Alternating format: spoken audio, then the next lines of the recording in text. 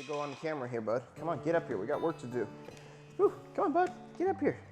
Get up here, buddy. Yes. Good boy. Welcome back, guys. Rick here, Canine Solutions with Bourbon. Episode 1 of Training with Bourbon. You call the shots. This week, something that can truly save your dog's life. And I want you to pay really close attention to this one because I'm serious. You have no idea how many dogs that people call us about that have run out the front door. So today we're going to talk about door manners and how you can control the natural impulse of your dog running out that doorway and potentially getting hurt. Pay really close attention to this one.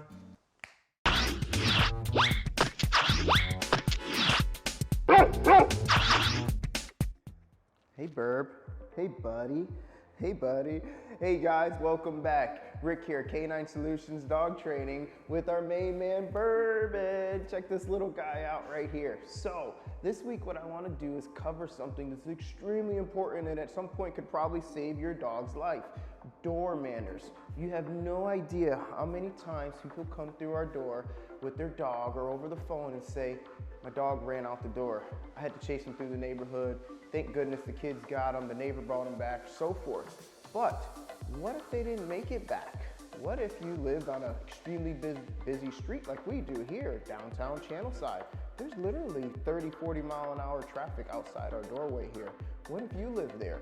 Or this downtown urban setting where you're gonna have those high traffic areas here. Bourbon's excited to get going. So you're probably gonna think, yeah, you're cheating, buddy. Your dog knows this stuff. Sadly, he doesn't. I personally wait with my dogs a little bit longer because I do a lot of bonding exercises with my dogs before I start any formal training. So this is honestly going to be the first time that we work together on these things when you're going to be involved with it at the same time. So what we do here is we try to create a doorway as a portal. The dog should never be able to allow to exit or enter that portal unless the handler, yourself, gives them the permission to do so. So here's how we start. You don't want to just start with open the door and hope for the best. We're going to have a leash on our dog. Hey, no. We're going to have a leash on our dog so that we can actually go and control him a little bit, all right? And we're going to do it in multiple phases. So this doorway here in the training room just leads out to the front office. So there's not a huge change in the environment. We're going from inside to inside. And I'll teach you why that's going to be important in the next segment of this video here. Because right now we're not really changing his, what's the good word to say it? Don't you hate it when you get lost for a thought process there? The environmental impact, there you go. So we're not really changing the environmental impact on him hugely from going from inside to inside here. So here's how we're gonna start it. And you're gonna do the same stuff at home, okay? I'm gonna try to do it so you can see all the angles here. So we're gonna get to the doorway here, all right? And I'm gonna ask my dog to sit. If your dog doesn't know how to sit already, we can work on that in a later video. So, Bourbon, sit. Yes, and I've got some simple food and treats in my hand because I want to mark all these good behaviors, these wanted behaviors. Next thing I'm gonna do, hey, no, is I'm gonna just jiggle the door handle a little bit, right? That's the starting of the process of opening the door. As you can see, he's already a little antsy. He's like, oh, we're going out, let's go. Probably what your dog is doing, right? So we're gonna start there. Bourbon, sit. Yes, jiggle the door handle. Good boy, good boy. I'm gonna have you be as calm as he can during this process here. The next step is I'm gonna slightly open the door. And if he decides to get up and move, I'm gonna correct him with the leash and I'm gonna tell him no, and I'm gonna put him back in that place.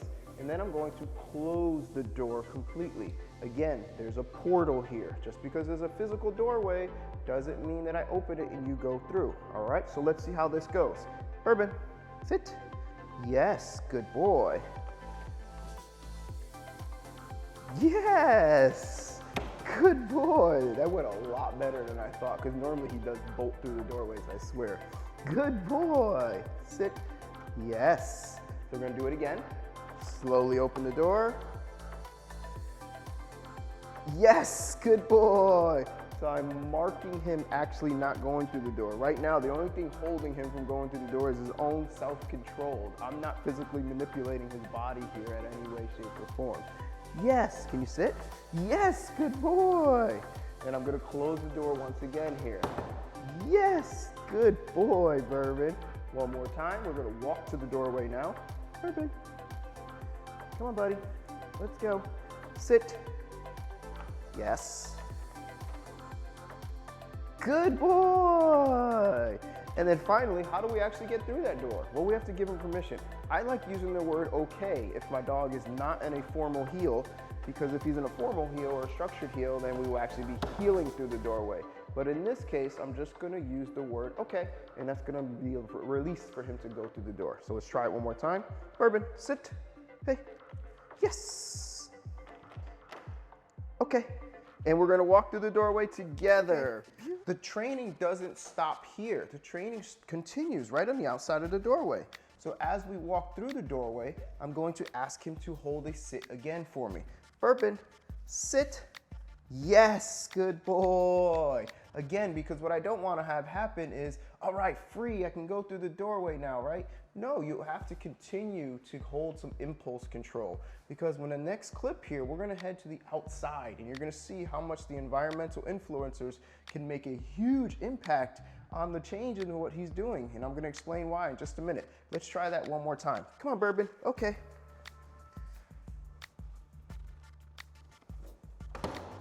Bourbon, sit. Good boy. Good sit, buddy. Good sit. Again, nothing holding him other than his own impulse right now. I'm going to mark and reward that behavior because he's making very good decisions right now. And when I am ready, okay, Bourbon, sit. Yes, good boy. Good boy. Awesome job, Bourbon. You're really doing a heck of a job for here. No. All right, now let's take this to the next level, okay?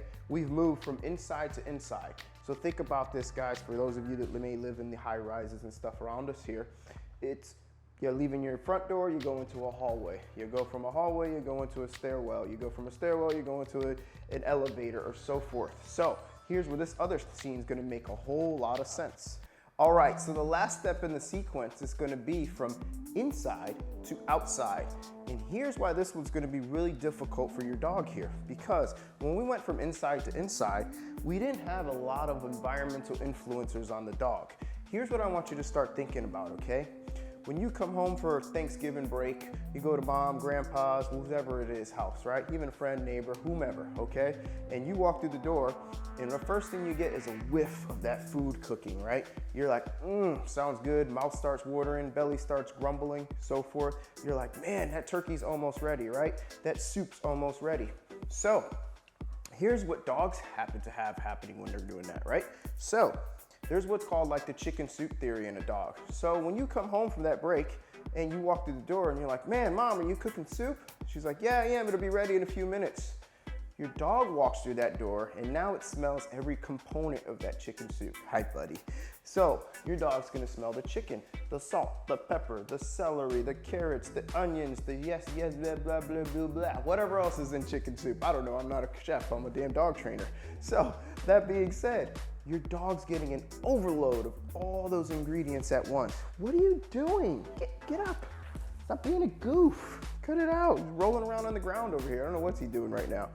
So I want you to think about outdoors is that chicken soup. When we open this door, your dog's gonna get an overload of the grass, the squirrels, the birds, the dog that maybe just buzzed by.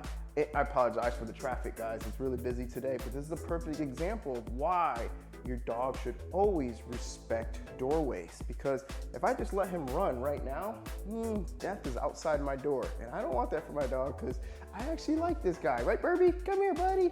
Come here, you little goof. So think about that chicken soup theory when you're opening that door. Your dog just got an overload of scent, and now it's gonna lose its focus a little bit because it's so overstimulated with what's going on. So we wanna treat this doorway no different than we treated any of the other ones that we worked on. So we're gonna do the same process here, but it just made it a little bit more difficult for your dog. So don't get frustrated, guys. So same thing, Burbie, sit. Yes, good boy. I'm gonna mark all those wanted behaviors here. I'm going to jiggle the doorway. Remember, this symbolizes I'm getting ready to leave, right? The dog's ready to go. Good boy, I'm gonna mark that. That's what I want him to do. Hold that position nice and calm, and then we're gonna try to open that doorway. Here comes the chicken soup. Boom, it hits him in the nose. You could even see, look at his ears, they perked up. He's like, man, what's all that about out there? You don't know what happened outside your door 2 minutes before you opened it? No. Good boy. So even there, as I closed the door, a vacuum happened and a bunch of air rushed in, and you saw his nose go, and he's pointing right at the door. He's trying to get out because he's like, what was that? I missed that smell there. So I want you to start paying attention to your dog a little bit. Yes. Right now he's holding this sit very nicely for us. Burby, good boy. There we go. I can actually feel the air rushing in, which is also gonna come. Oh, look at that. What a perfect example. We actually had a dog walking by. I didn't even notice it. I hope that showed up on camera. Hey, no, we don't do that, buddy. Yes, that could be our neighbor. We don't do that. We don't bark at our neighbors. Good boy. So perfect example. I didn't even notice there was a dog that was walking by here, and Bourbon was very interested. I thought it was the scent because I was looking at you guys on the camera, but I turn around and there's a dog there. So great example of you don't know what's gonna happen when you open that door. Thankfully, we have a nice glass door that we can see, but I'm sure most of your doors at home aren't really glass, they're pretty solid. So again, same technique. Bourbon, sit. Yes, good boy. Open doorway, and when you are ready, not your dog, okay. Good boy, good boy. And now back in. Good boy, good job, yes. So remember, treat those doorways as portals. Your dog doesn't go through unless you allow him to. Good job, Bourbon. You did a heck of a job, my friend. How can anyone say no to this face? Look at that thing. He's just a big old goof too. This is an amazing little dog. Hey, bud, hey, bud. He's a little tired. Welcome back, guys. So did you enjoy those clips on teaching some door manners? Really take this serious, guys. Treat those doors as portals. You have no idea how many calls we get where dogs have bolted out the front door. So this could really save your dog's life. Make sure they only go through those doorways when you allow it, not when they want to. Now keep in mind, take it slow. Don't get frustrated. It may not happen on the first try. It may not happen on the second try. But if you put in the hours and you put in the time, I promise you, your dog will get it, okay? Be happy with your dog. Praise the heck out of them when they're giving you those good wanted behaviors. Because remember, they're actually fighting every instinct they have to go out through that door, especially to outside. You seen how Bourbon was when that dog passed by. Highly interested, but maybe I should hold back here a little bit. So again, door manners, door manners, door manners. So that's part one of training with Bourbon. You call the shots. So we need number two, guys. What's it gonna be? Put the comments below. Let us know what you want to see us train Bourbon next. Again, keep it simple so we can make sure that everyone can do it at home, but throw some ideas down below and let us know. Now, if you love this video, dude, what are you doing? He loves this antler. By the way, if you guys don't know about antlers for your dogs, you need to start learning. Antlers are great chew toys for your dogs. They're all natural. They're not gonna break any teeth or anything like that. And anything they chew off of them, they're gonna ingest, which is natural calcium anyways. So anyways, back to us. You love this video? Subscribe, get that notification button, give us a thumbs up. We wanna hear your feedback. If you didn't love it, unfortunately, give us a thumbs down. But be fair, let us know why you didn't love it so we can make it even better for you. And don't forget, follow us on Facebook. Make sure you get all our new content on there because we're constantly posting stuff, and there's always the gram. We always post it for the gram. Guys, I'm glad you enjoyed this video. I want to see you in the next one. Give us some shots so we can train with Bourbon. We'll see you guys in the next video. Bye.